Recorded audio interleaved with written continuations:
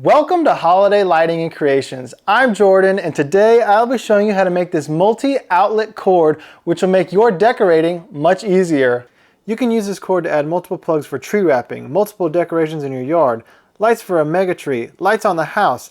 These are just a few examples, and the possibilities are endless. Let's get started.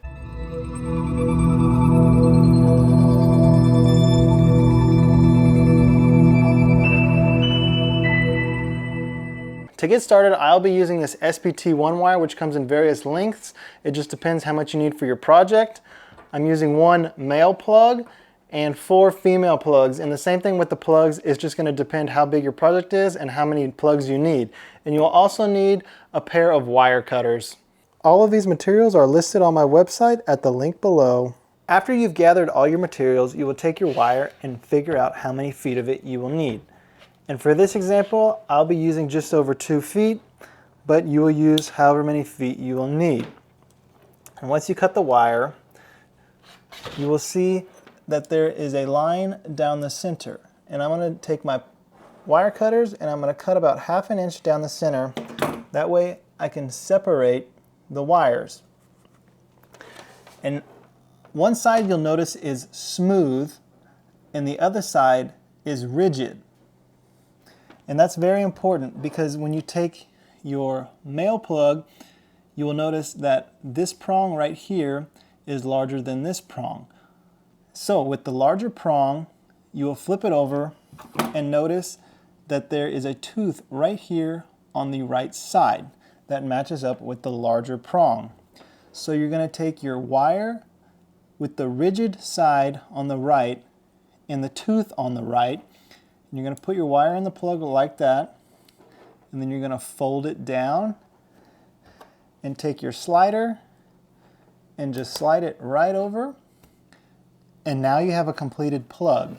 I'm going to add my female plugs, and you will notice that there is a tab right here on one end and the other end is open. So what you will do for an in-line female plug, you will take this tab off like that, and that way it's open all the way across so your wire can sit in it. And before we attach it to the wire, we're going to look, and you will notice that this hole right here is larger than this one. So with the larger hole, you'll flip it over and you'll notice the prong is on the left side right here. And once again, we want the rigid side of the wire, which is right here, to line up with the prong on the largest hole. To do that, I'm going to flip it over just like that. The prong is on the left side, so now I need the rigid side of my wire on the left side like that. Flip it over and slide the slider over it just like that, and now you have an inline female plug, and you will do this for however many female plugs you add to your line.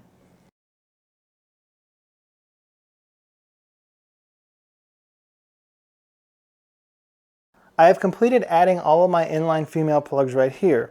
So what I'm going to do now is I'm going to finish by adding my last female plug at the end, and I'm not going to cut the tab off. Leave the tab on.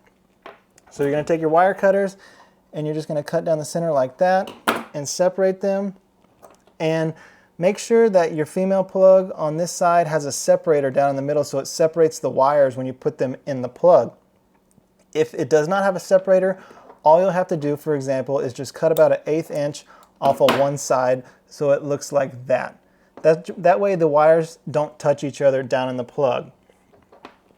So what you're going to do is you're going to take your plug, and the bigger hole is right here, and you'll turn it over, and this time the prong is on the bottom right side.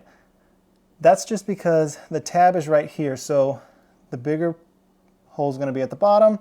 So the prong is on the right side, and we need the rigid side on the right side but at the bottom. So you're just going to take your wire, put it in like that, fold it over, put the slider on, and now your line is complete, and you can plug it in and then plug all your decorations into your plugs. Make sure you do not have this plugged in when you're putting other plugs on this wire. My line is now complete, so what I'm going to do now is I'm going to test it, and I'm going to take my power source and plug it into my plug like this, and I had some mini lights laying around, so I'm going to use these to test. So I'm just going to plug them into all of my plugs. Just like that, and it's literally that easy. And now you won't have all of these cords laying across your yard. It'll be nice and neat with one cord. I hope you've liked this video. Please drop a like down below, subscribe for more of my content, and I will see you in the next video.